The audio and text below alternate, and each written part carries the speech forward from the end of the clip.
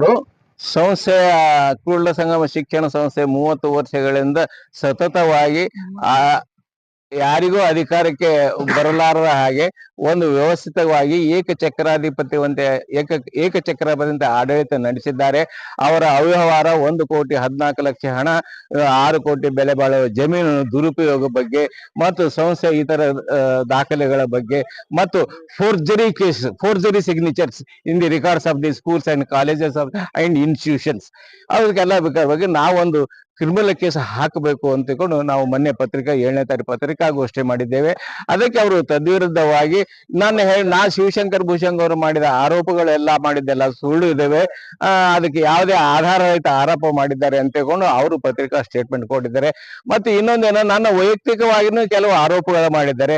ನನ್ನ ಮೇಲೆ ಮಾಡಿರ್ತಕ್ಕಂಥ ಆರೋಪಗಳು ಒಂದು ಅಂಶವನ್ನಾದ್ರೂ ಸಾಬೀತುಪಡಿಸಿದ್ರೆ ನಾನು ಶರಣಾಗ್ತೀನಿ, ಅಥವಾ ಇಲ್ಲ ನನ್ನ ಪ್ರಶ್ನೆಗೆ ಅವರು ಉತ್ತರ ಕೊಡ್ಲಿ, ಅವ್ರ ಪ್ರಶ್ನೆಗೆ ನಾನು ಉತ್ತರ ಕೊಡ್ತೀನಿ, ವೇದಿಕೆ ಸಿದ್ಧವಾಗಲಿ. ಕೊನೆಯದಾಗಿ ನಾನು ಹೇಳೋದೇನಂತಂದ್ರೆ, ನಾವು ಮೊನ್ನೆ 12ನೇ ತಾರೀಕು ನಾನು ಧರಣಿ ಸತ್ಯಾಗ್ರಹ ಕೂತಾಗ ಸ್ಥಳಕ್ಕೆ ಡೆಪ್ಟಿ ಆಫ್ ಕೋಆಪರೇಟಿವ್ ಸೊಸೈಟೀಸ್ ಅವರು ಬಂದು ನಾವು ಹೇಳಿದೆವು, ಅವರು ನಾವು ವಾದ ಮಾಡಿದೆ, ಅವರು ವಾದ ಮಾಡಿದೆ. ಕೆಲವೊಂದು ವಿಷಯದ ಮೇಲೆ ಅವರು ವಿತಂಡ ವಾದ ಮಾಡಿದ್ರು, ನಾವು ಒಪ್ಪಿಲ್ಲ. ಕೊನೆಯದಾಗಿ ಅವರು 1 ತಿಂಗಳ ಕಾಲಾವಕಾಶ ಕೊಡ್ರಿ, ಮುಂದೆ ನೋಡೋಣ, ನಿಮ್ಗೆ ಒಳ್ಳೆ ಆಕ್ಷನ್ ತಗೊಳ್ತೀನಿ ಅಂತ ಒಂದು ಮಾತು ಕೊಟ್ಟಿದ್ದಾರೆ. ನಮ್ಮ ಇಲ್ಲಿಗಲ್ ನಿಂದ್ರಿಸ್ತೀವಿ. ಆಯ್ತು, ಇನ್ನೊಂದೇನಂದ್ರೆ ಶಟಗಾರ್ನ ಇಲ್ಲಿಗಲ್ ವ್ಯವಹಾರಗಳು ಏನವಲ್ಲ, ನಾವು ಎಜುಕೇಶನ್ ಡಿಪಾರ್ಟ್ಮೆಂಟ್ಸ್ ನಾನು ಲೆಟರ್ ಬರೀತೀನಿ, ನಿಮ್ ಸಂಸ್ಥೆ ಒಂದು ವಿಶೇಷವಾಗಿ ಇಲ್ಲಿ ಇರೋದು ಏನಂದ್ರ, ಸಂಸ್ಥೆಯ ಜಮೀನು ತನ್ನ ಹೆಸರಲ್ಲಿ ಮಾಡ್ಕೊಂಡು ಕೇಸಿ ಈಗ ಮರುನೋಂದಣಿ ಸಂಸ್ಥೆ ಹೆಸರು ಮಾಡಿಕೊಂಡು ತಯಾರಲ್ಲ. ಅದಕ್ಕೆ 2 ಸಲ ಅಗ್ರಿಮೆಂಟ್ ಆಗಿದೆ, ಒಂದು 2011 ಮತ್ತೆ ಈಗ ಮೊನ್ನೆ 31/12/2023 ಎಲ್ಲಾ ಸದಸ್ಯರಿದ್ರೆ ನಾ ಮಾಡಿಕೊಡ್ತೀನಿ ಅಂತಂದ್ರೆ, ಆದ್ರೂ ಅವ್ರ ಮನೆ ತಿರುಗಾಡಿದ್ರೆ ಎಲ್ಲ ಮಾಡಿಕೊಡ್ಲಿಕ್ಕೆ ತಯಾರಲ್ಲ. ಆಖರಿ ನಾವ್ ಹೇಳಿದ್ರೆ, ನೀವು ಮಾಡಿಕೊಡ್ಲಿಕ್ಕೆ ತಯಾರದ ಕೋರ್ಟಿಗಾದ್ರೂ ಬಂದ್ ಹೇಳ್ರಿ, ನೀನು ಬಂದು ನಾನು ಯಾವಾಗ ಮಾಡ್ಕೊಟ್ಟು ಅವಾಗ ಬಂದ್ರೆ ನಾನು ಬರ್ತೀನಿ, ಅವಾಗ ಮಾಡೋಣ ಅಂತ ಅದಕ್ಕೂ ಒಪ್ತಾ ಇಲ್ಲ. ಒಂದು ದುರುದ್ದೇಶದಿಂದ ಬಂದ ಅವನು ಹಿ ವಾಂಟೆಡ್ ಟು ಶಾಲು. ಈಗ ನಾ ಅಧ್ಯಕ್ಷರಿಲ್ಲಪ್ಪ ಅಂದ್ರೆ ನಾನು ಮರ್ಯಾದೆ ಹೋಗೋದು, ಈಗ ನಾನೇ ಯಾಕೆ ಅವ್ರಿಗೆ ಶಿವಶಂಕರ್ ಭುಜಂಗ ನಾನೇ ಯಾಕೆ ಅವಕಾಶ ಕೊಡ್ಲಿ, ಎಲ್ಲರಿಗೂ ನಾ ಕೊಡಂಗಿಲ್ಲ.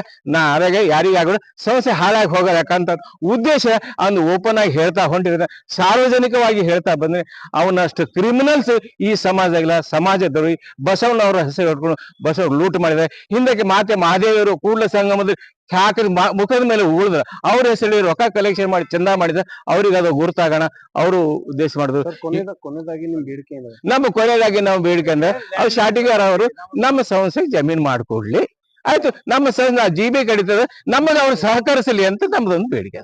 ಕೂಡಲ ಸಂಗಮ ಶಿಕ್ಷಣ ಸಂಸ್ಥೆ ವತಿಯಿಂದ ಆಗ್ಬೇಕಾದಂತ ಕೆಲಸಗಳನ್ನ ಅವರು ನಿಯತ್ತಿನಿಂದ, ಅವ್ರೇನು ಇಲ್ಲಿವರೆಗೆ 20 ವರ್ಷ ಬಸವಣ್ಣ ಹೆಸರು ಹೇಳಿ ಮೋಸ ಮಾಡಿದ್ದಾರೆ, ಅದು ಇಮಿಡಿಯೇಟ್ ಆಗಿ ನಿಲ್ಲಿಸಬೇಕು.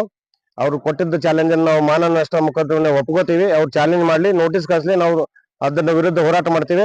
2ನೇದು, ಸ್ವ ಇಚ್ಛೆಯಿಂದ ಇನ್ನಾದರೂ RG ಶೆಟ್ಟಗಾರ್ ಸ್ವ ಇಚ್ಛೆಯಿಂದ ಬಂದು ಆ 2 ಜಮೀನು 20 ಎಕರೆ ಕಣಜಿಗೆಯಲ್ಲಿ ಇರುವಂತ ಜಮೀನು, ಜೇವರ್ಗಿಯಲ್ಲಿ ಇರುವಂತ 2 ಎಕರೆ ಜಮೀನು ಸಂಸ್ಥೆ ಹೆಸರಿಗೆ ಹಿಂದಿರುಗಿಸಬೇಕು ಅಂತ ಆಗ್ರಹ ಮಾಡ್ತೇವೆ. ದಾಖಲಾತಿನೇ ಹೇಳ್ತದೆ, 20 ವರ್ಷದಿಂದ ಇವ್ರಿಗೆಲ್ಲರೂ ಮರೆಮಾಚಿ ಎಲ್ಲಾ ಸದಸ್ಯರನ್ನ ಬೇರೆ ಬೇರೆ ಮೋಸದಿಂದ ಹೇಳೋದು. ಪಾಪ ಎಲ್ಲರೂ ತಮ್ಮ ಜೀವನ ನಡೆಸೋದ್ರಲ್ಲಿ ಸಂಸ್ಥೆಗೆ ಹೆಚ್ಚು ಒತ್ತು ಕೊಟ್ಟಿಲ್ಲ. ಈಗ ಎಲ್ಲರೂ ರಿಟೈರ್ಡ್ ಆದ್ಮೇಲೆ ಒತ್ತು ಕೊಡ್ತಾ ಇದಾರೆ. ಎಲ್ಲರಿಗೂ ಸತ್ಯನೂ ಗುರ್ತಾಗಿದೆ. ಈಗ ಸತ್ಯ ಗುರ್ತಾದ್ಮೇಲೆ ಎಲ್ಲರೂ ಸಂಸ್ಥೆ ಉಳಿಸ್ಬೇಕು ಅಂತ ಮುಂದೆ ಬರ್ತಾ ಇದಾರೆ. ಅದಕ್ಕೆ ನಾನು ಕೂಡ ಬೆಂಬಲವಾಗಿ ನಿಂತಿದ್ದೇನೆ. ವಿನೋದ್ ಕುಮಾರ್ ಜನ್ವೇರಿ, ನ್ಯಾಯವಾದಿ, ಕೂಡಲ ಸಂಘ ಶಿಕ್ಷಣ ಉಳಿಬೇಕು ಅನ್ನೋ ಒಂದೇ ಉದ್ದೇಶದಿಂದ ಇವರಿಗೆ ನಾನು ಸಹಕಾರ ನೀಡ್ತಾ ಇದ್ದೇನೆ, ಬೆಂಬಲಿಸ್ತಾ ಇದ್ದೇನೆ.